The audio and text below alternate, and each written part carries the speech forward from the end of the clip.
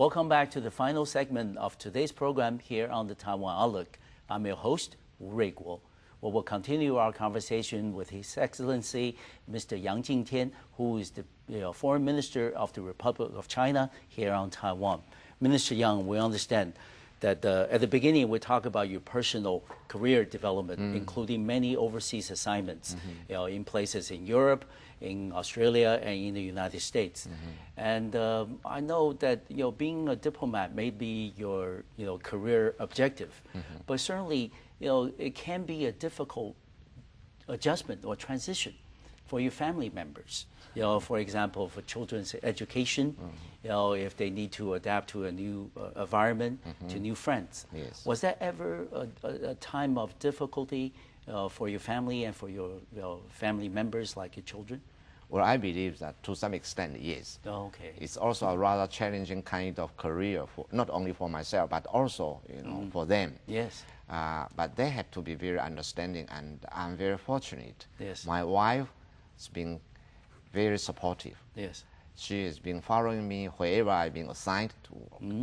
Yes, We indeed. were in Africa for 9 years, and we were in Europe, we were in the United States, in Canada, in Australia, Yes. and in Indonesia. Indonesia. Yes. But for my children, I have 2 daughters. Oh, okay. Yes, education is a challenge for them, because once every So many years. few years, Yes. they have to be pulled out and then move to another place. Yes. The friendship that they've been able to develop with their schoolmates, classmates, will be interrupted, Yes. because it's not easy for them to continue once you are not in the same country, in the same town, in the same school. No.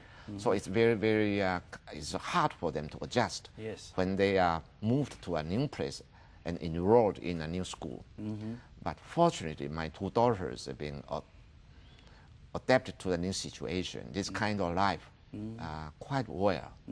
Quite well. But Okay, I know good. it's a challenge. Yes. At one stage, I feel a bit guilty, when they are very small. Feel sorry for them, because they have to leave their dear good friends Yes. and go to a new place where they have to start from the very beginning again. So, yes, in answering your question, Yes. it's a challenge for them as well. Yes, Minister, we understand that given the fact that being a diplomat could cause some serious adjustments for the family members to make, what would be the recommendation that you would make to young people who are watching our program, or young people out there who are thinking of following your footsteps and develop a career in foreign service? Well, for the young people, I would like to encourage them Yes. that develop interest in international affairs, Yes. international relations, Yes. read newspapers, Okay.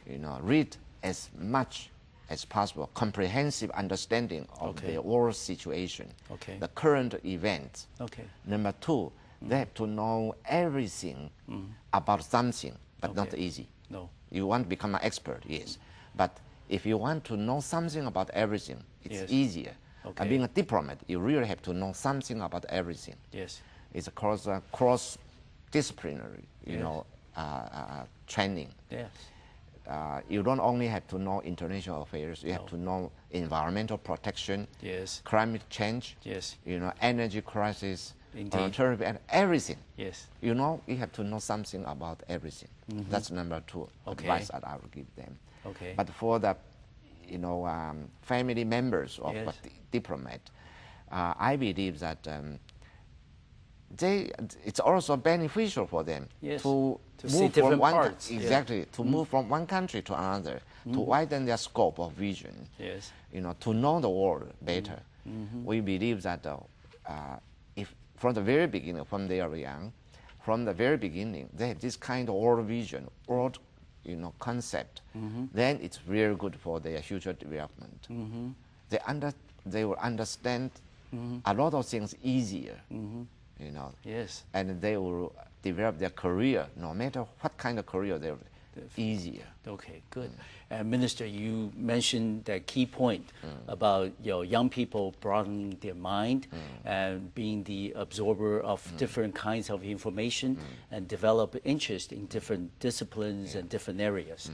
I think what is very important is, putting all the things that you mentioned earlier, is that for the younger generation to become more internationally oriented. Yeah. Yeah.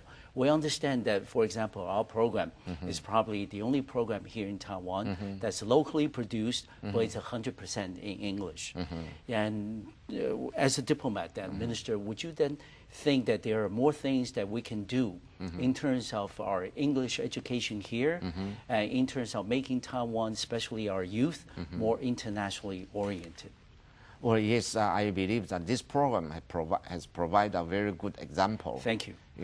For the young people, because from this program, they will know a lot of different issues. Yes, indeed. In different language, not only our own language, but in a foreign language. That's a very good program. I, Thank you. Commend this effort that you have done. Thank you. Number two is that I also encourage our young people, whenever it's possible, to go abroad. Okay. To make a lot of foreign trips, to not only read your own books at home here, to open your eyes, see what has been happening in other parts of the world. Okay. I always encourage my colleagues, and I believe that the same advice can be also given to our young people. Indeed. Not only look, the world from Taiwan's perspective. Okay. You have to put yourself in other people's position. Yes. And look back. Okay. What they have been thinking about our country. And then you will know, oh, Taiwan is such a wonderful place. Yes, At the same time, we know what other people are thinking about. We know what they are being concentrated, their focus is on certain sort of things, Yes. but not only always from our own perspective. Yes. Then you will be able to have a broader view and then to have a better interaction with other countries. Okay. Yeah. Minister, you being assigned to a number of different places around the world, which ones you prefer, your destination? It's a very. If you have a preference. It's a hard question. Okay. The answer I can give you is Yes. that I enjoy every Assignment. overseas posting that I Okay. ever had. Okay. I even enjoyed my stay in Africa. But Because that was very difficult, right? I would imagine. Yes, but I find that at a later stage, I found that those days benefited me a lot. Okay. And because of the, the brand new environment. Yeah, because it's a newly developed country, Yes. or what we call it, newborn country. Okay. In Africa in the 70s. Okay. Lesotho, a small mountain kingdom in southern part of Indeed. Africa. Yes. And it's small, so I had a better chance to meet a lot of high-ranking officials, even the king and the queen and prime minister, Okay. and all the ministers, of course. So that kind of experience provided me a good opportunity to learn how to, interact with other people. Okay. Yes. So even though the environment was a little hard on you and on the family, but you felt the experience in your capacity as a Taiwan's diplomat was a very rewarding experience. Very. And this is January 1st, 2010. Yes. If I may ask the Minister, before we conclude our interview, that give us some New Year wishes that you would like to convey to our viewers at home about the the kinds of foreign policy conduct that we can expect in the new year, the year of the tiger. Yes. Yeah, this is New Year, as you said. We like to take this opportunity to extend to all the viewers of this program a very happy New Year. Thank you. Also a very happy holiday season. I know that the Lunar New Year is also approaching. Yes. We also hope that everyone will have a wonderful Lunar New Year. Hope this year will be prosperous and a very happy one. Okay.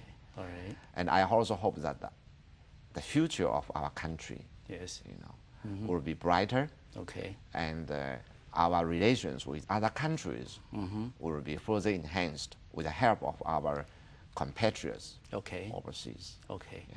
And also we would like to see the continued improvement in cross-strait relations that will make the foreign policy conduct a lot easier. Of course. And Minister, is this going to be the first time in some years that you spend Chinese Lunar New Year here in Taiwan?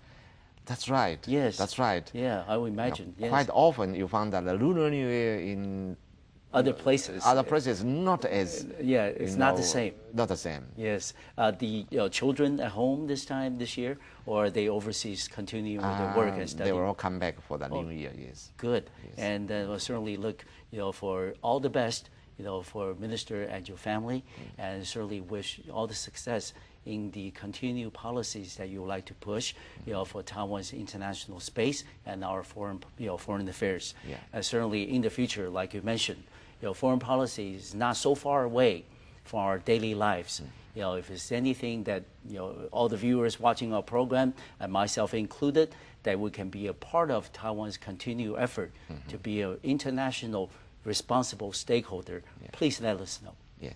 Thank you very much for having me here. Yeah. I also like to say to you, Happy New Year, and enjoy a very wonderful holiday season. Thank you very much, Thank you. Minister. Same to you. Thank you for being on the program. Thank you very much.